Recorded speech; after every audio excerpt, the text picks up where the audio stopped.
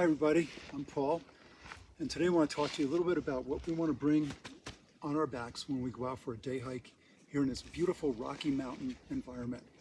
And some basic stuff first. We want to have a pack that's comfortable. We want to have a pack that's going to be light enough that it's not going to hold us back when we have to go up and down on irregular terrain. But importantly, we want to have a pack that has the stuff in it that we might need in the event of an emergency. And those emergencies could be unexpected cold weather, rain. It could be an injury that a person has. It could be anything that could keep us out, in some cases overnight. So we have to kind of balance what's on our back and the weight that we have with the gear that we're carrying. So a couple basic things first. When I'm hiking, I don't like to carry a lot of stuff in my pockets because it tends to kind of slow me down. But a couple things I always carry in my pocket will be a bandana. And I like to use a red bandana because if you drop it, you can see it, and you can also use it to signal if necessary.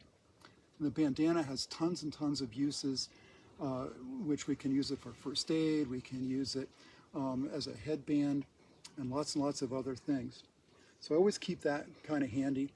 And the other thing I like to keep in my pocket is a compass. And a lot of times in today's world, people are using GPS and relying on their phone and all that. But when you get into really rough country, you have to be able to have a compass and a map and know how to use it properly. So I have a nice lensatic compass right here, and then I also have a little red rope around it so that if I drop it on the ground, I'll be able to find it. So those are the two big things I always keep in my pocket. And then of course I have my phone over here, and you guys know all about that, so we won't take a lot of time talking about what you can and can't use. But remember, this is going to be important for commo, for land navigation, and for illumination, as long as your battery holds out. So let's take a look at the pack.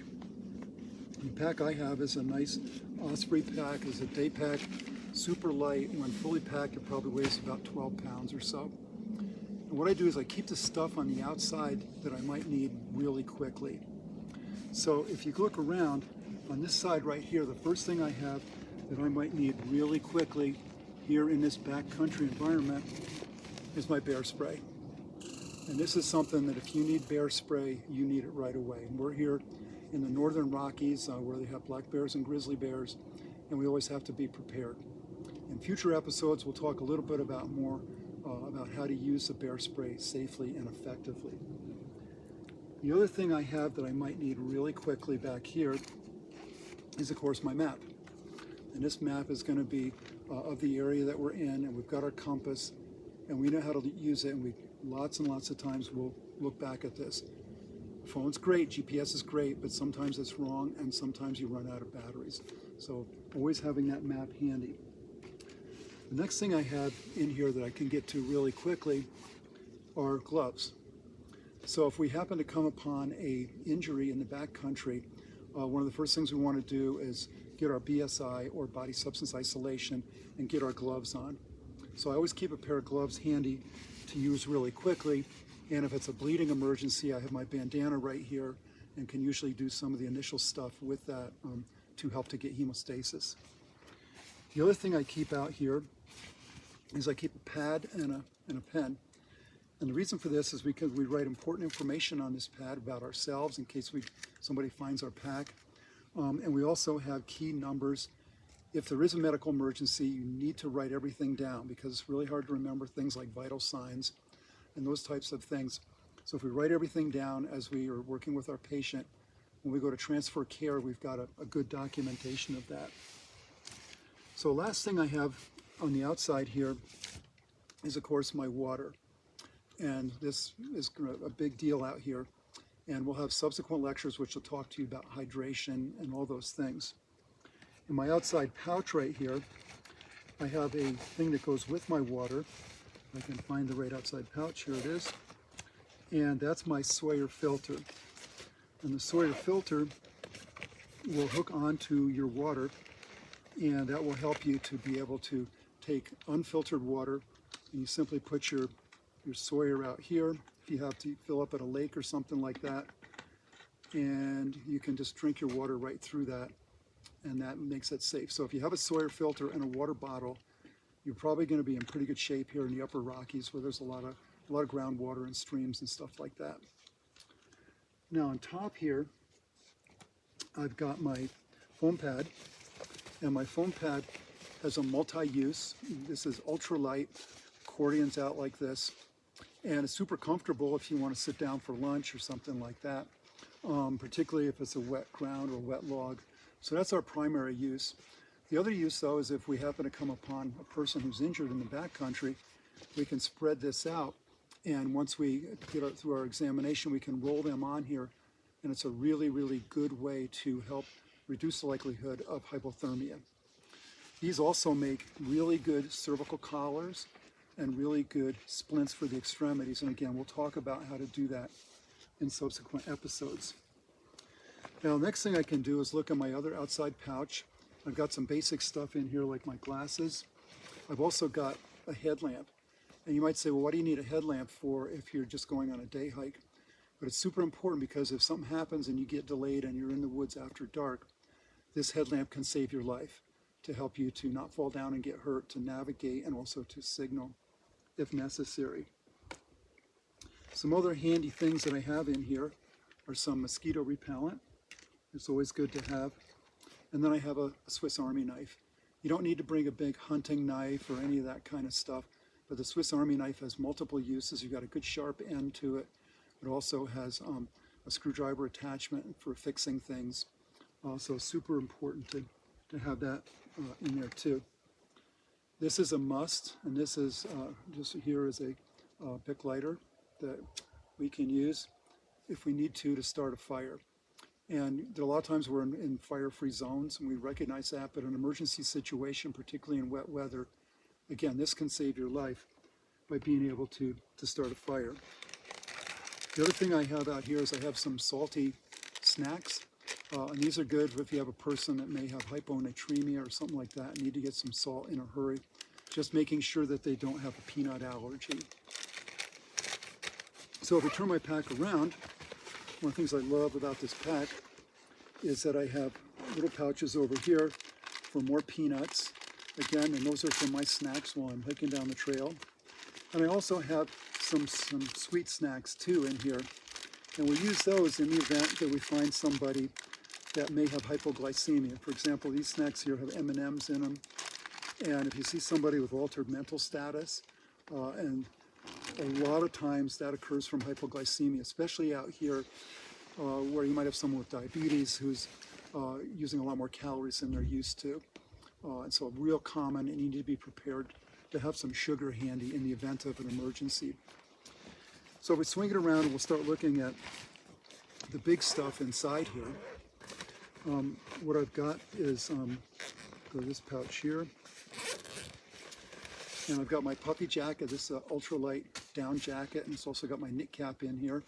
It's beautiful out right now, it's about 65 degrees here, but as soon as the sun goes down, it gets super cold. So again, this can save your life if you need to stay out overnight. I also have an army poncho that we can pull out, and this poncho makes a fantastic lean-to shelter that we can put up with some 550 cord that we have in here too. So this can go on the ground as a ground cloth. It can get wrapped around a person for a hypothermia wrap, and it can also make a shelter that can save people's lives. For example, if we have an injured person and that person has to stay put, we can put them on our foam pad, and then we can build a lean-to over top of them with our poncho, and that can be a lifesaver. Also in here I have my rain jacket. The rain jacket is great because it always rains when you don't expect it. And the rain jacket also has multi-use in that this can be a really good barrier to prevent hypothermia. And it can also, you can have creative ways to turn this rain jacket into a sling for an upper limb injury, or even into a cervical collar if need be. So again, these are sort of must-have items to get a good rain jacket that will do the trick. So another thing I always have in here is a SAM splint. And the SAM splint is something that we can use to splint extremity injuries, and we can also use this to make cervical collars, and we have some other lectures that will give you the more details in that area. In addition, I always carry multiple ace bandages, and here's one right here. And this is probably your number one first aid item. And the ACE bandage we can use for compression dressings, we can use it for sprains and strains, we can use it to hold a SAM splint in place. So super, super important, good stuff. Then here, I just have a little personal first aid kit that is mainly for myself, but also could help other folks. And just a few things in here. I have a mask in the event that the person's coughing or we suspect they've got a communicable disease. I've got little hand washers right here. These things are great. You can pull these out, and these are wipes that will help you to sterilize and clean your hands. Just some very small cling dressing for bleeding. Then I've got some bandages in here. This is quick clot that we can use in the event of a bleeding from the body wall. And we've also got something else in here that's pretty cool, which is I have a pulse oximeter that I can use, which will really help me out, particularly here at elevation where a lot of people's PO2 can drop with an injury. And then I also have some Tough Skin. And this Tough Skin is a benzoin type product that you can apply to areas that start to get irritated prior to developing blisters. And it'll prevent blisters, or you can put it on after a person has a blister formed. And that can get them to be able to put their boot on and continue to hike. So just some sort of basic stuff in the first aid kit. In addition, I have a small camp towel. And this camp towel can double as a scarf if you need it. And we can also use it to help to pad SAM splints, which is super important for fracture. Then in here I also have some toilet paper, which is useful for lots of reasons, but among those would be to help you start fires in an emergency situation. So if we go to the other part of my pack, I've got a little bag in here in which I keep some other essentials that might come in handy down the trail. And here I have some Coban dressing that we can use. I've got a backup cigarette lighter. And one of the real important things is aluminum foil. And aluminum foil is super light. We can open this up, and if we need to make a fire, we roll up some toilet paper, we take our Bic lighter, and bang, we have a good fire going, even if it's pouring rain. So this thing could save your life, just this small amount of aluminum foil that we can use here. The other biggie that I have is 550 cord. And this is just lightweight cord that we can use for tons of things, particularly for building a shelter with our poncho. And that's going to be another one of the biggies for that. And I've got a candle. And the candle could be real important, again, if we want to light a fire. And we're having some difficulty with that. This gives you a sustained light that you can use. And then lastly, I've got some petroleum dressings. And these things are really cool. These petroleum dressings, if you want to have something that is a non-adherent dressing for a wound, you can use it for that. We're all familiar with that from clinical. But the other thing you can do is you can rip this open, pull the part of the dressing out, it creates a wick. You light it on fire and you'll get a pretty good illumination and fire if you need to light one. So those are just some cool things that we have in there. Also, I have some water purification tablets as a backup to my Sawyer in case the water is really funky. This will give us a little bit of extra fail-safe. In addition, over here, I've got some more 550 cord. I have a spoon, fork, and knife because you never know, right? And then lastly, I have a little med kit here. And in this med kit, I have some personal medications. The main thing in here that you want to have is baby aspirin. And if you happen to be out in a rural environment or backcountry environment and you have a person with chest pain, we assume that that's an MI until proven otherwise. And so we'd have that person hopefully be able to ingest 4 baby aspirin. And that's one of the immediate first aid treatments for that. So that's basically it. That's the biggies that we carry. And again, everybody's got their personal favorite thing that they don't leave home without. And for me, I've got all this stuff in here. The one thing we didn't talk about is having like a nice lunch. So you bring whatever it is that you like for that and have it nice and zipped up in a baggie. And then when you finish lunch, you save your baggie because that's going to be a multi-use use item.